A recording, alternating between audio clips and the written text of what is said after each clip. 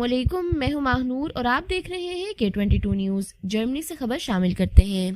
جرمنی کے شہر فرینکفرٹ میں پاکستانی خاتون سائمہ احسن نے اردو کلاسز کا اجرا کر کے وطن اور اردو سے محبت کا حق ادا کر دیا۔ شریف اکیڈمی جرمنی کے وفد نے Saima Urdu and cultural class کا دورہ کیا، ان کی کاوشوں کو سراہا۔ شریف اکیڈمی جرمنی کے وفد نے فرینکفرٹ میں منعقدہ اردو کلاسز کا دورہ کیا۔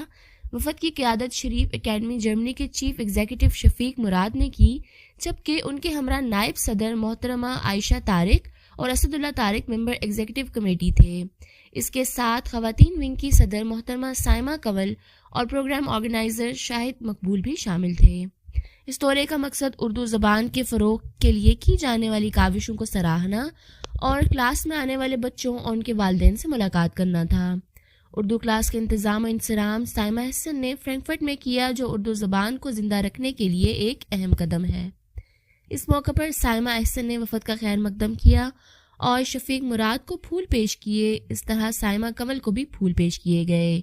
پروگرام کا آغاز تلاوت قرآن پاک سے ہوا، جس کی سعادت کلاس کے طالب علم معاذ احسن نے حاصل کی، اور پھر اس کا ترجمہ عزیزہ فاطمہ نے پڑھ کر سنایا، جبکہ نعت رسول مقبول صلی اللہ علیہ وآلہ وسلم تاجدار حرم ہو نگاہ کرم اسد احسن نے خوش الحانی سے پیش کر کے محفل کو معطر کیا۔